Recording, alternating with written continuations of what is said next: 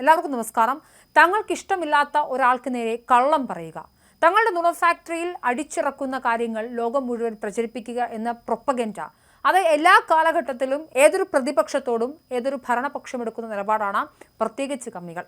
Marunadan Malayali chief editor Shajan Scaria ആക്രമിക്കപ്പെട്ട സമയത്ത് ഇവർ ആദ്യം അടിച്ചുവിട്ട വാർത്ത മാത്യൂസ് എന്ന് പറയുന്ന അതിലെ പ്രധാനപ്പെട്ട പ്രതി അയാൾ വ്യക്തിവൈരാഗ്യം തീർത്തതാണ് എന്നതാണ്. അതായത് മറുനാടൻ മലയാളി ചീഫ് എഡിറ്റർ ഷാജൻ സ്കറിയ മാത്യൂസ് കൊല്ലപ്പള്ളി എന്ന് പറയുന്ന വ്യക്തിക്ക് നേരെ ഒരു വീഡിയോ ചെയ്തു. തൻ്റെ ഭാര്യയുടെ മരണവുമായി ബന്ധപ്പെട്ട് മറുനാടൻ ഷാജൻ ചെയ്ത വീഡിയോയ്ക്ക് നേരെയുള്ള പ്രതികരണം എന്ന രീതിയിൽ. എന്നാൽ അതങ്ങനെയല്ല എന്നും മാത്യൂസിൻ്റെ ഈ സംഭവമൊക്കെ നടക്കുന്നത് 3 വർഷങ്ങൾക്ക് മുൻപ് ആയിരുന്നുവെന്നും അതിൽ മറുനാടൻ മലയാളി കേവലം ആ വാർത്ത റിപ്പോർട്ട് ചെയ്തത് മാത്രമാണെന്നും എന്നാൽ മാത്യൂസിനുണ്ടായിരുന്ന ഉള്ളിലെ വൈരാഗ്യമടക്കമുള്ള കാര്യങ്ങൾ ഉപയോഗിച്ചുകൊണ്ട് CPM ആസൂത്രണം ചെയ്തതാണ് ഈ പദ്ധതി എന്ന് കൃത്യമായ തെളിവുകൾ ഉണ്ടായിരുന്നു. അല്ലെങ്കിൽ മാത്യൂസ് ഒരിക്കലും തൻ്റെ കൂടെയുള്ള 5 or 6 DYFIക്കാരെയും 19 കൂട്ടാളികളെയും ഒന്നും കൂട്ടി ആക്രമിക്കാൻ പോകുമായിരുന്നില്ല.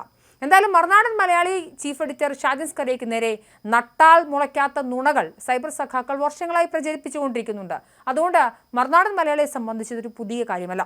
ഇതിൽ ഏറ്റവും പ്രധാനപ്പെട്ട ഒരു ആരോപണം, ഏറ്റവും രസകരമായ ഒരു കാര്യവും ഷാജൻ സ്കറിയ SSLC പോലും പാസ്സാവാത്ത വെറും ഒരു യൂട്യൂബർ മാത്രമാണെന്നാണ്. ഇത് പ്രചരിപ്പിക്കുന്ന നിരവധി അന്തം കമ്മികൾ നമ്മുടെ ഇടയിലുണ്ട്. യൂട്യൂബൊക്കെ തുടങ്ങുന്നതിന് മുൻപ് തന്നെ മാധ്യമപ്രവർത്തനം തുടങ്ങിയ വ്യക്തിയാണ് ഷാജൻ സ്കറിയ. 2.5 പതിറ്റാണ്ടിലേറെയായി അദ്ദേഹം ജേർണലിസം തുടങ്ങിയിട്ടുണ്ട്. ദീപികയിൽ ജോലി ചെയ്യവേ മികച്ച മാധ്യമ പ്രവർത്തകനുള്ള സംസ്ഥാന പുരസ്കാരം നേടിയ വ്യക്തിയാണ് ഇദ്ദേഹം. ഇതുകൂടാതെ 3 ഒളിമ്പിക്സ് റിപ്പോർട്ട് ചെയ്ത മാധ്യമപ്രവർത്തകൻ കൂടിയാണ് ഇദ്ദേഹം. ഇപ്പോൾ അദ്ദേഹത്തിനെതിരെ വാളെടുക്കുന്ന എത്ര മലയാളം മാധ്യമ പ്രവർത്തകർ ഒളിമ്പിക്സ് പോലൊരു അന്താരാഷ്ട്ര ഇവന്റ് റിപ്പോർട്ട് ചെയ്തിട്ടുണ്ട് എന്ന് നിങ്ങൾക്കറിയാമോ? കേരളത്തിൽ ഇന്റർനെറ്റ് ഒക്കെ സാർവത്രികമായി വരുന്ന തുടക്കഘട്ടത്തിൽ മറുനാടൻ മലയാളി എന്നൊരു ഓൺലൈൻ പോർട്ടൽ തുടങ്ങി യഥാർത്ഥത്തിൽ മാധ്യമരംഗത്ത് വിപ്ലവം തീർക്കുകയായിരുന്നു ഷാജൻ സ്കറിയ.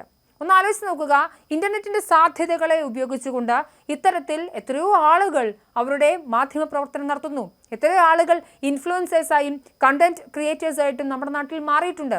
മുഖ്യധാരാ പത്രങ്ങൾ ഓൺലൈനിലേക്ക് വരിക പോലും ചെയ്തിട്ടില്ലാത്ത ആ കാലഘട്ടത്തിലാണ് ഇന്റർനെറ്റിന്റെ സാധ്യതകളെ അദ്ദേഹം ഉപയോഗിക്കുന്നത്. നമ്മുടെ മുന്നിലേക്ക് വരുന്ന ടെക്നോളജികളെ കൃത്യമായി അഡ്രസ്സ് ചെയ്യുന്ന ഏതൊരാളും രക്ഷപ്പെട്ടിട്ടുണ്ട്. മാത്രമല്ല, കുത്തകവൽക്കരിക്കപ്പെടുന്ന ഒരു കാലമുണ്ട്. അതായത് പരസ്യദാതാവിനെതിരെയുള്ള വാർത്തകൾ എല്ലാം മുക്കുക എന്ന അതുവരെയുള്ളൊരു പരമ്പരാഗത രീതിയുണ്ട് കുത്തക മാധ്യമങ്ങളുടെ. പക്ഷേ ഇതൊക്കെ മറുനാടൻ മലയാളിയും എഡിറ്റർ ഷാജൻ സ്കറിയയും തിരുത്തി. മുഖ്യധാരാ മാധ്യമങ്ങൾ സാമ്പത്തിക സാമുദായിക താല്പര്യങ്ങൾ മുൻനിർത്തി ഒഴിവാക്കുന്ന അല്ലെങ്കിൽ അവർക്കിഷ്ടമില്ലാത്ത പല വാർത്തകളും ഇദ്ദേഹം ധൈര്യപൂർവ്വം പ്രസിദ്ധീകരിച്ചിട്ടുണ്ട്.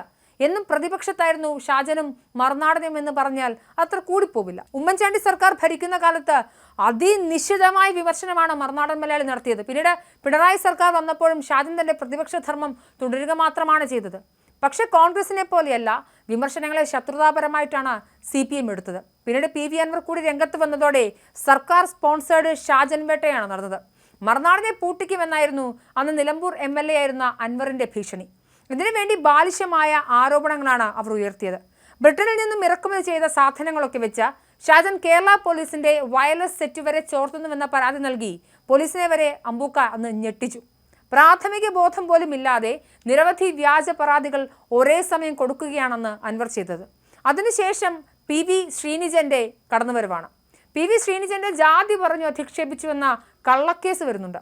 ശ്രീനിജനെ വിമർശിക്കുന്ന ഒരിടത്തും ഷാജൻ അത്തരത്തിലൊരു പരാമർശവും നടത്തിയില്ല. ഈ കേസിൽ ഷാജന് ജാമ്യം അനുവദിച്ചുകൊണ്ട് സുപ്രീം കോടതി നടത്തിയ വിധിയുണ്ട്. പട്ടികജാതി പട്ടികവർഗ വിഭാഗത്തിൽപ്പെടുന്ന ഒരാളെ വിമർശിച്ചതിന്റെ പേരിൽ SC/ST അട്രോസിറ്റീസ് ആക്ട് അനുസരിച്ച് കേസെടുക്കരുത് എന്നായിരുന്നു അത്. ഇത്തരം വ്യാജ കേസിൽപ്പെടുന്ന ആയിരക്കണക്കിന് ആളുകൾക്ക് ഗുണം ചെയ്യുന്ന വിധിയായിരുന്നു അത്. മുൻകൂട്ടി അറിയിക്കാതെ അറസ്റ്റ് ചെയ്യരുതെന്ന സുപ്രീം കോടതിയുടെ വിധി ഉണ്ടായിട്ടും മറുനാടൻ ഷാജനെ വീണ്ടും ഒരു കള്ളക്കേസിൽ കുടുക്കി അകത്തിടാൻ നോക്കിയതും കോടതി ജാമ്യം കൊടുത്തതും പിന്നീട് കേരളം കണ്ടു. പക്ഷേ എന്നിട്ടും പിണറായി പോലീസിന്റെ പക തുടർന്നു. ഈയൊരു വ്യാജ കേസിൽ ഷർട്ട് പോലും ഇടാൻ അനുവദിക്കാതെ പോലീസ് അദ്ദേഹത്തെ പിടികൂടിയതും കോടതി രാത്രി തന്നെ ജാമ്യം അനുവദിച്ചതുമെല്ലാം ഏറെ വിവാദമായി. നിയമപോരാട്ടത്തിലൂടെ ഷാജന്റെ ശബ്ദമടക്കാൻ കഴിയില്ല എന്നതിന്റെ അടിസ്ഥാനത്തിലായിരിക്കണം ഇനി തല്ലിത്തോൽപ്പിക്കാമെന്ന നിലയിൽ CPM നീങ്ങുന്നത്. അതിനെ പറ്റിയ നുണകൾ CPM സൈബർ വിങ് ഇട്ടുകൊടുക്കുകയും ചെയ്യും. പക്ഷേ എത്ര പീഡനങ്ങൾ ഉണ്ടായാലും തന്റെ വിമർശനത്തിൽ അണുവിട വ്യതിചലിക്കില്ല എന്ന നിലപാടാണ് ഷാജൻ സ്കറിയ ഇന്നും മാധ്യമങ്ങളോട് പറഞ്ഞത്. തനിക്ക് ഭയമില്ല, തിരിഞ്ഞോടില്ല, ആരെയും ഭയക്കുന്നില്ല, താൻ ഈ പണി ഇതേ രീതിയിൽ തന്നെ തുടരും. 127 കേസുകളാണ് അദ്ദേഹത്തിനെതിരെ രജിസ്റ്റർ ചെയ്തിട്ടുള്ളത്. അത്തരമൊരു സാഹചര്യം ഉണ്ടായിട്ട് പോലും അതിൽ തനിക്കെതിരെ ഒരു കേസ് പോലും നിലനിൽക്കാതെ, ഒരു തവണ പോലും ജയിലിൽ കിടക്കാതെ കള്ളക്കേസുകളാണ് ഈ 127 എന്ന് വ്യക്തമായ ബോധ്യമുള്ളത് കൊണ്ട് നിയമത്തിന്റെ പരിധിക്കുള്ളിൽ നിന്നുകൊണ്ടാണ് താൻ തന്റെ വാർത്തകൾ ചെയ്യുന്നത്. ഇന്ത്യൻ ഭരണഘടന അനുശാസിക്കുന്ന അഭിപ്രായം പറയാനുള്ള സ്വാതന്ത്ര്യമാണ് താൻ വിനിയോഗിക്കുന്നതെന്ന പൂർണ്ണ ബോധ്യത്തിന്റെ അടിസ്ഥാനത്താണ് അദ്ദേഹം ചെയ്യുന്നത്. ഷാജനെ പൂട്ടിക്കുമെന്ന് പറഞ്ഞിറങ്ങിയ PV അൻവർ ഇപ്പോൾ പിണറായിയോട് ഉടക്കിയ അവസ്ഥയിലാണ്. MLA സ്ഥാനം വരെ നഷ്ടമായ ഒരു വഴിക്കാവുന്നതാണ് പിന്നീട് കേരളവും കണ്ടത്. വ്യാജ കേസുകളിൽ പോലും കോടതിയിൽ തെളിയിക്കാൻ കഴിഞ്ഞില്ല. എന്നിട്ടും യാതൊരു ഉളുപ്പുമില്ലാതെ CPM സൈബർ വിങ് പ്രചാരണം കൊഴിപ്പിക്കുകയാണ്. ഇതിൽ അത്ഭുതമില്ല. കാരണം ആഗോള വ്യാപകമായി കമ്മ്യൂണിസ്റ്റുകാർ അങ്ങനെയാണ് എന്നുള്ളതാണ് ചരിത്രം, യാഥാർത്ഥ്യം. എന്തായാലും കേവലം ഒരു യൂട്യൂബർ മാത്രമാണ് ഷാജി സ്കറിയ എന്ന് പറയുന്നവരോട് ഇതൊന്നും തെളിവുകൾ നിരത്തി പറയേണ്ട ബാധ്യതയൊന്നുമില്ല. പക്ഷേ ഈ കമ്മികളുടെ നുണ ഫാക്ടറിയിൽ നിറങ്ങി വരുന്ന ഈ കള്ളത്തരങ്ങൾക്ക്, ഈ പ്രൊപ്പഗൻഡകൾക്ക് എന്തായാലും നമ്മൾ മറുപടി കൊടുത്തേ മതിയാവുക എന്നുള്ള ഗതികേടിൻ്റെ ഭാഗമായാണ് ഇത്രയും പറഞ്ഞത്. നമസ്കാരം.